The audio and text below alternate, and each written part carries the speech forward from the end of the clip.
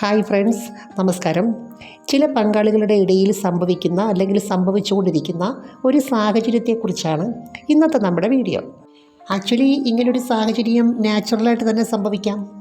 ആരും മനഃപൂർവ്വം ഒന്നും ചെയ്യുന്നതല്ല. ഓരോ മനുഷ്യരും വളർന്നു വരുന്ന സാഹചര്യം വ്യത്യാസപ്പെട്ട് കിടക്കുന്നു. അതുകൊണ്ട് തന്നെ അവരുടെ വികാര വിചാരങ്ങളും വ്യത്യാസമാണ്. ഏറ്റക്കുറച്ചിലുകൾ ഉണ്ടാകുന്നു. രണ്ട് വ്യക്തികൾ തമ്മിൽ ഒന്നിച്ച് ജീവിക്കുമ്പോൾ പല കാര്യത്തിലും അവർക്ക് അങ്ങോട്ടും ഇങ്ങോട്ടും അഡ്ജസ്റ്റ് ചെയ്യേണ്ടി വരും. അപ്പോൾ ഇവിടെ ഓർക്കേണ്ട ഒരു കാര്യം, ചില സ്ത്രീ പുരുഷന്മാരെ സംബന്ധിച്ച് ലൈംഗികതയ്ക്ക് വളരെയേറെ പ്രാധാന്യം കൊടുക്കുന്നവരായിരിക്കും. എന്നുവെച്ചാൽ അവർക്കൊരു സ്ട്രോങ് ലിബിഡോ ഉണ്ടാവും. എന്നാൽ ചില സ്ത്രീ പുരുഷന്മാരെ സംബന്ധിച്ച് അങ്ങനല്ല. അവർക്ക് ലൈംഗികത എന്ന് പറയുന്ന അത്ര വലിയൊരു പ്രാധാന്യമുള്ള കാര്യമൊന്നുമല്ല, അത്ര വലിയ ഇമ്പോർട്ടൻസ് അവർ കൊടുക്കുന്നുമില്ല. അപ്പോൾ ഇതിനകത്ത് രണ്ടു പേർക്കും ഒരേ രീതിയിലുള്ള എനർജി ലെവലാണെങ്കിൽ മറ്റ് വിഷയങ്ങളൊന്നുമില്ല. എന്നാൽ ഇതിനകത്ത് ഒരാൾക്ക് കാമവികാരം കൂടുതലായിട്ട് തോന്നുകയും മറ്റേയാൾക്ക് കുറവായിട്ട് തോന്നുകയും ചെയ്യുമ്പോൾ ഒരുപക്ഷെ അങ്ങനെയുള്ള ഒരു സാഹചര്യം ചില അസംതൃപ്തിക്ക് കാരണമാകാം. ഇവിടെ ഞാനൊരു ഉദാഹരണം പറയാം. ഒരു യുവതിയുടെ ഒരു കാര്യമാണ്. എന്നുവെച്ചാൽ പുള്ളിക്കാരിക്ക് കാമവികാരം വളരെ കൂടുതലായിട്ടുണ്ട്. എന്നുവെച്ചാൽ അതിനോടൊരു പ്രത്യേക താല്പര്യമുണ്ട്. അത് നന്നായിട്ട് ആസ്വദിക്കണമെന്നുണ്ട്. അതിൻ്റെ വ്യത്യസ്തമായ തലങ്ങളിലേക്കൊക്കെ ഇറങ്ങിച്ചെല്ലണമെന്നുണ്ട്. വിവാഹത്തിന് മുമ്പ് സ്വയംഭോഗം ചെയ്ത് ലൈംഗികതയെ ആസ്വദിക്കുമായിരുന്നു. അതുപോലെ വിവാഹം കഴിഞ്ഞ് കുറച്ച് നാൾ കഴിഞ്ഞപ്പോൾ അവർക്ക് മനസ്സിലായി പങ്കാളി ഇതിന് വലിയ പ്രാധാന്യം കൊടുക്കുന്ന ആളല്ലെന്ന്. അദ്ദേഹത്തെ സംബന്ധിച്ച് മറ്റു പല കാര്യങ്ങളോടാണ് താല്പര്യം. ഇതുമായിട്ടൊന്നും ബന്ധമില്ലാത്ത ചില കാര്യങ്ങളുണ്ടല്ലോ, പ്രൊഡക്റ്റീവായിട്ടുള്ള ചില കാര്യങ്ങൾ, അതിനകത്താണ് കൂടുതലും ശ്രദ്ധിക്കുന്നതും ചിന്തിക്കുന്നതും പ്രവർത്തിക്കുന്നതും ഒക്കെ തന്നെ. ഇതിനകത്ത് എന്തോ ഒരലസത. എന്നാൽ ആൾ ഹെൽത്തിയാണ്, ഫിസിക്കലി വലിയ കുഴപ്പമൊന്നുമില്ല. അതുപോലെ ഈ ഒരു കാര്യം വല്ലപ്പോഴും ഒക്കെ മതി എന്നൊരു ആറ്റിറ്റ്യൂഡാണ്. ഇനി അഥവാ ചെയ്താലും കൂടുതൽ സമയമെടുത്ത് അതുപോലുള്ള പുതിയ പുതിയ പരീക്ഷണങ്ങൾ നടത്തണമെന്നൊന്നും വലിയൊരു താല്പര്യമൊന്നുമില്ല. എന്നാൽ ഈ യുവതിയെ സംബന്ധിച്ച് പ്രത്യേക ആകർഷണമൊക്കെയുള്ള ഒരു വ്യക്തിയാണ്. അപ്പോൾ ഇവരെ സംബന്ധിച്ച് ഇവരുടെ ഓരോ അവയവത്തിലും അവർ വളരെ കോൺഷ്യസ് ആണ്. എന്നുവെച്ചാൽ ഓരോ അവയവവും എത്ര ഭംഗിയുള്ളതാക്കാം, ആകർഷണമുള്ളതാക്കാം. എന്നുവെച്ചാൽ അതിനകത്തിന് ആത്മവിശ്വാസവും സന്തോഷവും കണ്ടെത്തുന്നു. സാധാരണ നമ്മുടെ നാട്ടിലൊക്കെ എന്ന് പറഞ്ഞാൽ ഇതിന് കൂടുതലും പുരുഷന്മാരാണല്ലോ മുൻകൈ എടുക്കുന്നത്. എന്നാൽ ഈ യുവതിയുടെ കേസിൽ ഇടയ്ക്കൊക്കെ ഇവർ തന്നെയാണ് മുൻകൈ എടുക്കുന്നത്. എന്നാൽ ഇവർ മുൻകൈ എടുത്ത് ചെയ്യുന്നത് ഇവർക്കത്ര വലിയ സന്തോഷം കിട്ടുന്നില്ലെന്നുള്ളതാണ് പറയുന്നത്.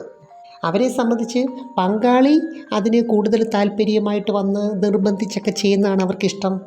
പങ്കാളിക്ക് അവരിൽ കൂടുതൽ ആകർഷണമുണ്ടെന്നറിയുമ്പോഴാണ് ഒരു സ്ത്രീക്ക് ഏറ്റവും കൂടുതൽ ആത്മവിശ്വാസം തോന്നുന്നത്. അപ്പോൾ അവർ പറയുന്നത് എന്തെന്ന് വെച്ചാൽ പങ്കാളിയിൽ അവർ നെഗറ്റീവായിട്ട് കാണുന്ന ഈ ഒരു കാര്യം മാത്രമേ ഉള്ളൂ. ബാക്കി എല്ലാ കാര്യവും പോസിറ്റീവാണ്. ചെയ്യുന്ന ജോലിയോട് അതുപോലെ ബിസിനസ്സിനോടൊക്കെ വളരെയേറെ ആത്മാർത്ഥതയുണ്ട്. അതുപോലെ മറ്റുള്ള നെഗറ്റീവ് ഹാബിറ്റ്സുകളൊന്നുമില്ല. അപ്പോൾ യുവതിയെ സംബന്ധിച്ച് ആ കാര്യങ്ങളിലൊക്കെ അവർ സംതൃപ്തയാണ്. പക്ഷേ ഈ ഒരു കാര്യത്തിൽ മാത്രം അവർ അസംതൃപ്തയാണ്. എന്നാൽ ഇങ്ങനെയുള്ളൊരു സാഹചര്യം എല്ലാവരോടും പറയാൻ പറ്റില്ല. ഒരു പക്ഷേ അടുത്ത ഒരു സുഹൃത്തിനോട് പോലും പറയാൻ പറ്റില്ല. അപ്പോൾ ഈ ഒരു കാര്യത്തിനകത്ത് അവരെ സംബന്ധിച്ച് ഇനി 2 ഓപ്ഷനേ ഉള്ളെന്നാണ് പറയുന്നത്. ഇപ്പോൾ ഓരോരുത്തരുടെ സാഹചര്യം ഓരോ രീതിയിലാണ്, ജീവിത സാഹചര്യം. അതുകൊണ്ട് എല്ലാവർക്കും എല്ലാം പറ്റണമെന്നില്ല. അപ്പോൾ അവരുടെ മുമ്പിലുള്ള 2 ഓപ്ഷൻ എന്താണെന്ന് വെച്ചാൽ, ഒന്നുകിൽ മറ്റൊരു സുഹൃത്തിനെ കണ്ടുപിടിക്കണം. എന്ന് വെച്ചാൽ മറ്റൊരു സുഹൃത്തിനെ കണ്ടെത്തുക, ഇതേ ടേസ്റ്റുള്ള ഇവർക്ക് പറ്റുന്ന ഒരു കൂട്ടുകാരനെ കണ്ടെത്തുക. അതുപോലെ തന്നെ വിശ്വാസമുള്ള ആളായിരിക്കണം, അവരെ മനസ്സിലാക്കുന്ന ആളായിരിക്കണം, അവരുടെ യഥാർത്ഥ പ്രശ്നം എന്താണെന്ന് തിരിച്ചറിയുന്ന ആളായിരിക്കണം. അങ്ങനെയൊക്കെയുള്ള ഒരാളെ കണ്ടെത്തുക എന്ന് പറഞ്ഞാൽ ഇവരെ സംബന്ധിച്ച് ഒരു ബുദ്ധിമുട്ടാണ്. എന്നാൽ ചിലരുടെ സാഹചര്യത്തിൽ അങ്ങനെയല്ല. അവർക്ക് വളരെ പെട്ടെന്ന് തന്നെ ഒരാളെ കണ്ടെത്താൻ പറ്റും. ഇനി അങ്ങനെ ഒരു വ്യക്തിയെ കണ്ടെത്തുന്നതും കണ്ടെത്താതിരിക്കുന്നതും, അല്ലെങ്കിൽ കണ്ടെത്തിയാൽ തന്നെ അതെങ്ങനെ മുന്നോട്ട് പോകണമെന്നുള്ളതൊക്കെ ഒരു വ്യക്തിയുടെ പേഴ്സണൽ കാര്യമാണ്. രണ്ടാമതൊരു കാര്യം ഇവർക്ക് ചെയ്യാൻ പറ്റുന്നത് സ്വയംഭോഗമാണ്. വ്യത്യസ്തമായ രീതിയിൽ സ്വയംഭോഗം ചെയ്യുക, അതുവഴി ആസ്വാദനം കണ്ടെത്തുക.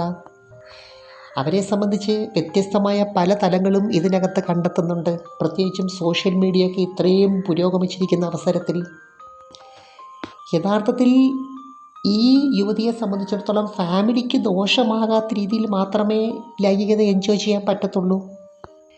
ഫാമിലിക്ക് ദോഷമാകുന്ന ഒരു കാര്യവും ഇതിനകത്ത് ചെയ്യാനൊക്കത്തില്ല. എല്ലാ സ്ത്രീ പുരുഷന്മാരുടെ ആവശ്യം അതുതന്നെയാണ്. ഫാമിലിയെ ബാധിക്കാൻ ആരും ഇഷ്ടപ്പെടുന്നില്ല.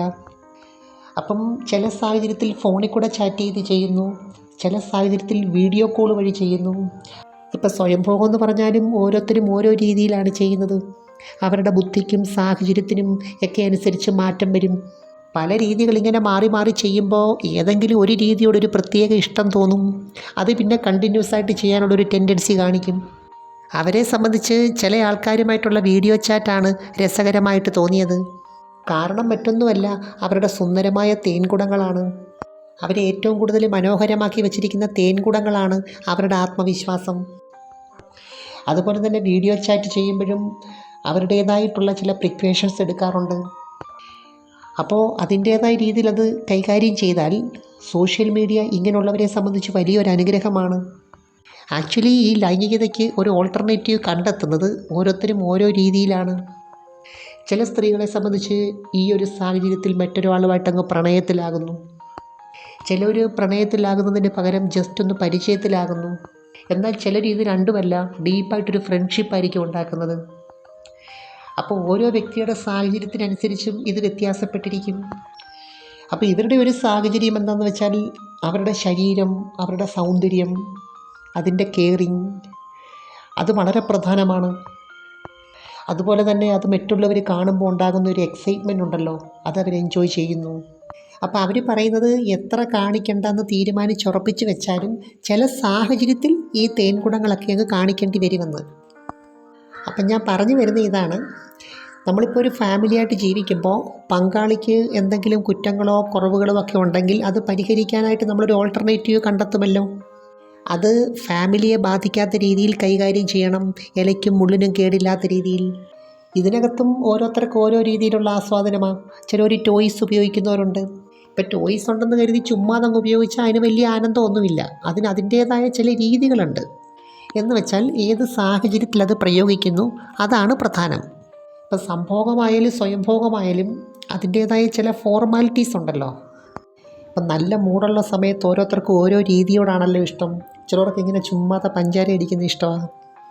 ചിലർക്ക് ചില കാര്യങ്ങൾ കാണിക്കുന്നതിനോടിഷ്ടം, കാണുന്നതിനോടിഷ്ടം, പിടിക്കുന്നതിനോടിഷ്ടം. അങ്ങനെ പലർക്കും പല രീതിയാണ്. ചിലർക്ക് ഈ ആകാംക്ഷ കൊള്ളുന്നതിനേക്കാൾ ഇഷ്ടമാണ് മറ്റുള്ളവരെ ആകാംക്ഷ കൊള്ളിപ്പിക്കുന്നത്. അതുപോലെ ഈ യുവതിയെ സംബന്ധിച്ച് നല്ല മൂഡായിട്ടിരിക്കുമ്പം കാണാനും കേൾക്കാനും ഒക്കെ കൊതിക്കുന്ന ചില വാക്കുകളുണ്ട്, ചില കാര്യങ്ങളുണ്ട്. അതൊക്കെ ഇതിനകത്തൂടെ സാധിക്കുന്നുണ്ട്. ഇപ്പോൾ സ്ത്രീ ആയാലും പുരുഷനായാലും ഒരാളിൻ്റെ ബ്രെയിൻ സിസ്റ്റമാണ് അവരുടെ ലൈംഗികത എങ്ങനെ ആയിരിക്കണം തീരുമാനിക്കുന്നത്. അതുപോലെ ഒരു ഓൾട്ടർനേറ്റീവായിട്ടുള്ളൊരു കാര്യം ഇഷ്ടപ്പെടുന്നതും ഈ ബ്രെയിൻ സിസ്റ്റമാണ്. അതുപോലെ യഥാർത്ഥ ലൈംഗികതയ്ക്ക് പകരമായിട്ട് ചില കാര്യങ്ങൾ ചെയ്യുമ്പോൾ അതിൻ്റേതായ ചില പരിമിതികളും ഉണ്ടാവും.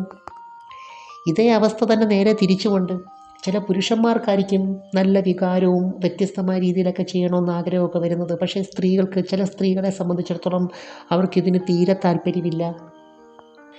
അപ്പോൾ ആ ഒരു സാഹചര്യത്തെക്കുറിച്ച് നമുക്ക് പിന്നെ ഡിസ്കസ് ചെയ്യാം. എനിവേ, നമുക്ക് മറ്റൊരു വീഡിയോയുമായി വീണ്ടും കാണാം. അപ്പോൾ ചാനൽ സബ്സ്ക്രൈബ് ചെയ്യാനും ലൈക്ക് ചെയ്യാനും മറക്കരുത് കേട്ടോ. അതുപോലെ അയക്കാൻ പറ്റുന്ന കൂട്ടുകാർക്കൊന്ന് അയച്ചു കൊടുക്കണേ. Thanks for watching. See next time. By.